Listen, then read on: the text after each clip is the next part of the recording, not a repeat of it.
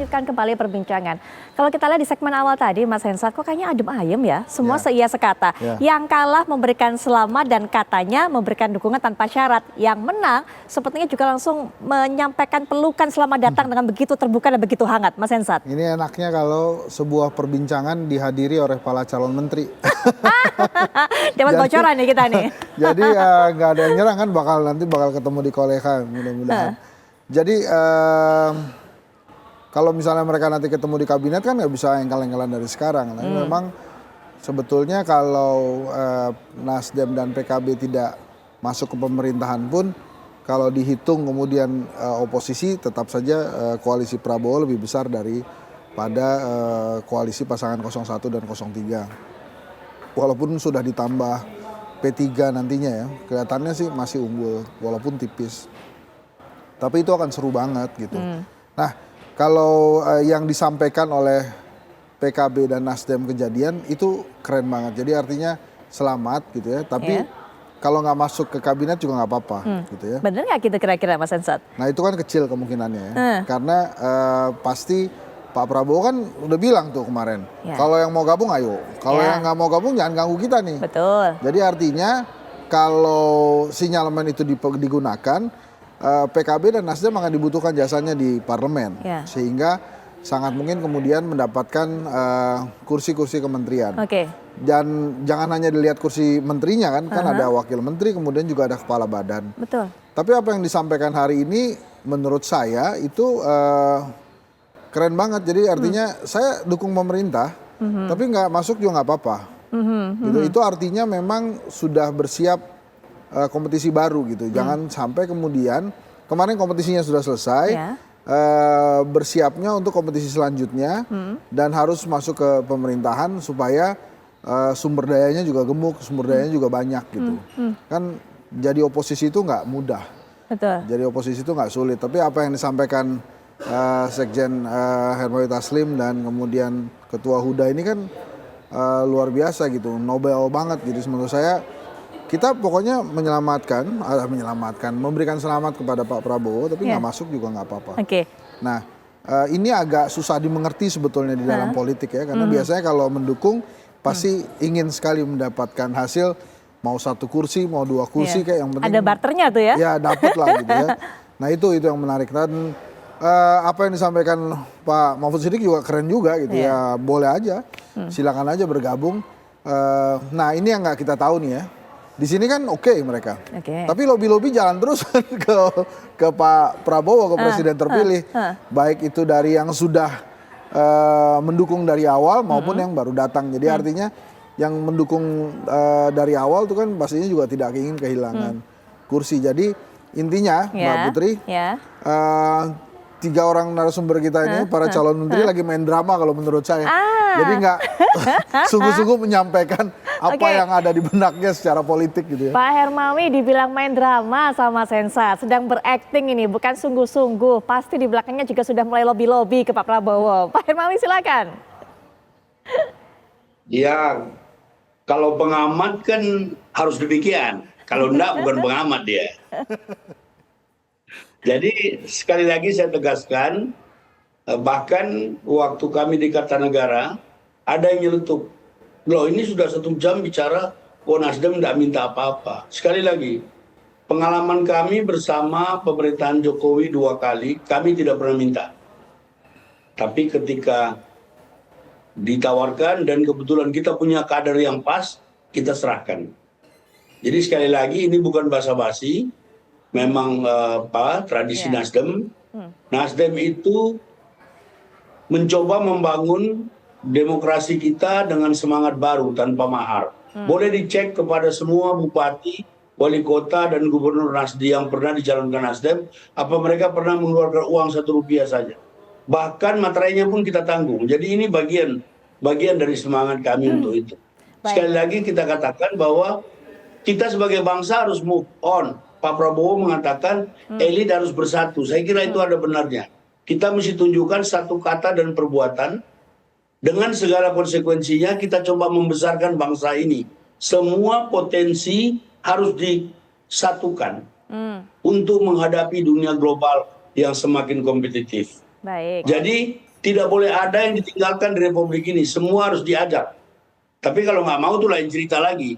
Tetapi orang yang tidak mau diajak dalam pemerintahan juga, mungkin dia bisa memberi kontribusi kepada bangsa dengan caranya sendiri. Dan sikap itu pun harus dihormati. Baik. Jadi menurut saya kita jalan saja dalam semangat keindonesiaan kita, lalu kita optimalkan talenta kita masing-masing. Kalau Nasdem jelas mendukung tanpa syarat, dan kita tidak akan pernah meminta, apapun dari pemerintah. Ini sikap bisa dicatat. Ya, tapi pernyataan dari Pak Hermawi tadi memancing Mas Hensat ingin ngomong langsung Pak ke Pak Hermawi. Silakan Mas Hensat. Jadi Mas Sekjen, desas-desus bahwa Nasdem sudah mengajukan, ini bukan minta ya, mengajukan kan.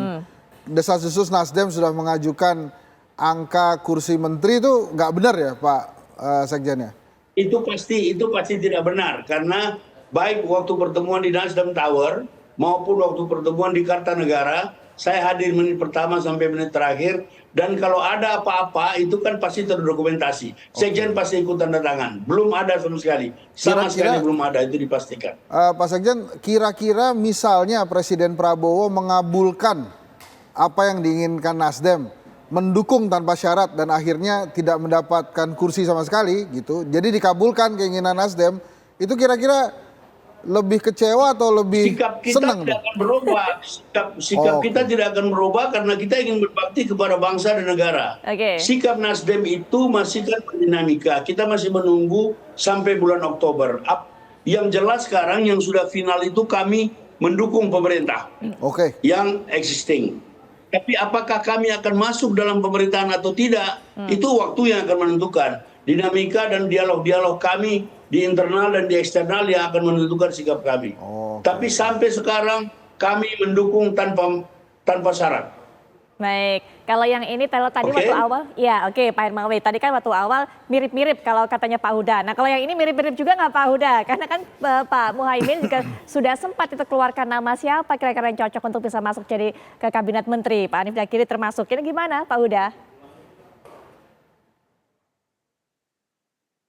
Pak Huda sepertinya masih di mute, mohon maaf. Kita masih belum bisa mendengar suara Pak Huda.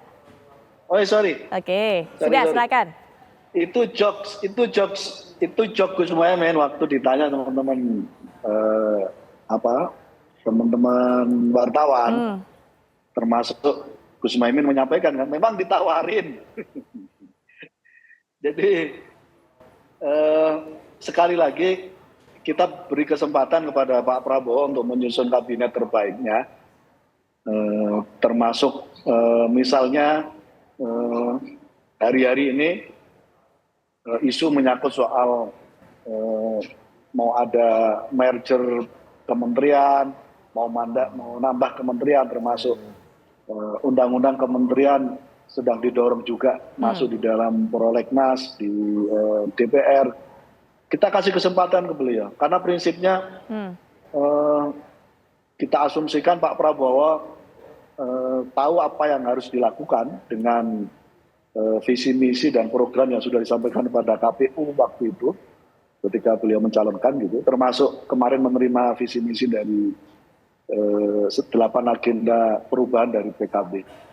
Kita kasih kesempatan itu. Nah yang kedua menyangkut soal posisi PKB apakah masuk atau tidak di kabinet, sepenuhnya menjadi kewenangan presiden karena itu hak prerogatif presiden. Karena itu teka-teki ini saya kira akan terjawab tanggal 20 Oktober yang akan datang ketika Pak Prabowo sudah dilantik secara resmi sebagai Presiden Republik Indonesia. Ya, tapi kalau Pak Huda tadi Mas Hensat sempat katakan ini akan mungkin ada rencana pemekaran, penambahan jumlah kementerian, berarti kansnya PKB dan Nasdem untuk bisa kebagian juga semakin besar. Tapi mungkin nanti Mas Hensat, kita menuju ke Pak Mahfud Sadi terlebih dahulu. Pak Mahfud, ini kan kalau kita lihat Partai Gelora sudah lebih dulu untuk bisa memberikan dukungan kepada pasangan Capres-Cawapres terpilih ini. Apakah juga sudah mulai lobby-lobby? Kalau Mas Hensat katakan tadi sudah banyak mulai lobby-lobby kepada Pak Prabowo, begitu kan? Termasuk Nasdem sudah ada desas-desus, walaupun hanya sebatas desas-desus ya, Pak Hermawi mengatakan enggak. Tapi kalau Partai Gelora juga sudah mulai sodorkan nama dan sebagainya, Pak? Ya, tradisi yang dibangun oleh Pak Prabowo dan Mas Gibran di Koalisi Indonesia Maju itu tidak ada lobby antar anggota koalisi, karena semua itu biasanya dibicarakan secara langsung dan terbuka oleh Pak Prabowo, termasuk juga menyertakan Mas Gibran ke pimpinan partai koalisinya, termasuk ke kelompok-kelompok relawan. Dan memang ada beberapa kali pimpinan partai diundang oleh Pak Prabowo, termasuk membicarakan tentang bagaimana pengelolaan pemerintahan ke depan. Walaupun ini belum mengkerucut sampai pada formula finalnya ya, masih ada 6 bulan ke depan. Saya kira masih banyak variabel yang akan menentukan nanti endingnya akan seperti apa ya, termasuk tadi sangat mungkin akan bertambah unsur-unsur yang akan mendukung pemerintahan. Tapi kalau kami misalnya di Gelora, sesuai dengan apa yang disampaikan oleh Pak Prabowo sebagai capres yang kami dukung sejak awal, bahwa memang persatuan ini adalah fondasi bagi bangsa kita, dan persatuan ini pula menjadi fondasi bagi pemerintahan ke depan. Jadi itu prinsip yang kami pegang.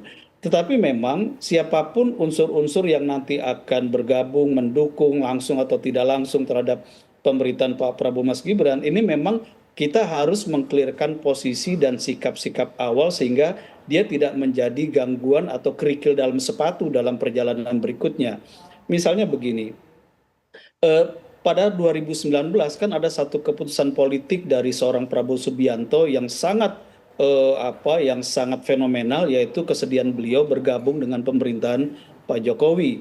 Dan pemerintahan Pak Jokowi pada saat itu kan juga ada PKB, ada Nasdem di dalamnya, sebagaimana sampai sekarang masih berlangsung.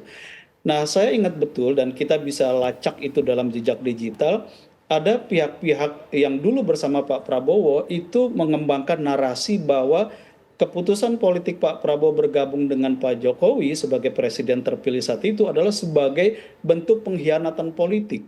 Dan kata atau diksi pengkhianatan politik itu masih terus dikembangkan pada saat kontestasi Pilpres 2024 kemarin. Jadi saya kira kalau ada satu kekuatan politik yang kemudian mengembangkan narasi semacam ini, lalu ingin bergabung, maka dia harus mengklarifikasi dulu apakah betul terminologi atau diksi pengkhianat itu masih melekat, masih sah digunakan, atau dia akan cabut terminologi itu atau diksi itu. Itu misalnya yang pertama. Lalu yang kedua misalnya, kita akan ingat bahwa ada kontroversi yang kuat mengenai pencalonan Mas Gibran sebagai calon wakil presiden pada saat itu.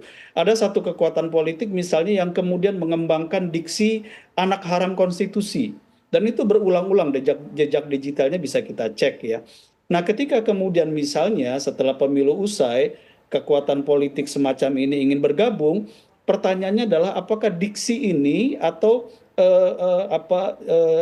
judgement atau penilaian ini masih dipakai atau tidak, masih tetap haram atau sudah halal, kira-kira begitu. Ya, jadi jangan sampai nanti kita mendukung wakil presiden terpilih yang dalam benak kita masih kita anggap sebagai anak haram konstitusi. Itu yang kedua. Yang ketiga, yang terakhir misalnya begini, kan Pak Prabowo berulang-ulang menyatakan bahwa saya tidak akan malu-malu mengatakan bahwa saya adalah pelanjut Presiden Jokowi. Termasuk pemerintahan ke depan adalah pelanjut dari pemerintahan Pak Jokowi yang sekarang ini, yang Nasdem dan PKB juga masih ada di dalamnya. Nah, pertanyaannya adalah, apakah kalau ada kekuatan politik baru yang tidak gabung dalam koalisi 02 akan bergabung, apakah kemudian diksi atau visi narasi yang pernah dikembangkan yang itu kontroversi atau bertabrakan itu dicabut atau tidak? Misalnya contoh begini, ada partai politik misalnya yang bukan pendukung 02 mengatakan bahwa tidak mendukung perpindahan ibu kota negara dari Jakarta ke ibu kota Nusantara, dan berjanji kalau menang dalam pemilu akan tetap ibu kota di Jakarta. Nah, kalau Pak Prabowo ini merupakan pemerintahan yang melanjutkan kepemimpinan dan program strategis Pak Jokowi, artinya kan Jakarta sebagai ibu kota ini akan kita pindah. Nah, kalau yang semacam ini, apakah dia sudah mencabut narasi atau program politik semacam itu? Saya nggak mau sebut ini partai mana ya. Yang jelas kalau Mas Huda sama Pak Sekjen Nasdem, saya tahu persis posisinya gitu ya. Jadi kita welcome saja sepanjang memang ya apa yang pernah dinarasikan, itu diklarifikasi, oke, kita terima. Baik. Semuanya termasuk ibu kota pindah, kita terima. Mas Gibran bukan lagi anak haram konstitusi, dan Pak Prabowo ketika bergabung dengan Pak Jokowi bukan pengkhianatan politik. Saya kira kalau itu terjadi, kita ahlan wa sahlan kalau istilah Mas Huda ya. Kita Baik. senang semuanya insya Allah. Baik Pak Mahfud Siddiq, kita bergeser ke sisi yang lain, bukan hanya masalah bagi-bagi kursi, tapi masalah unsur mana lagi yang akan bergabung ke pemerintahan Pak Prabowo nanti. Itu dikatakan Pak Mahfud Siddiq, kalau memang mau bergabung harus ada yang diklarifikasi, statement-statement dicabut, narasi-narasi tersebut dicabut. Nanti Mas Hensat berikan pandangan juga mengenai hal ini, tapi setelah jeda kami segera kembali.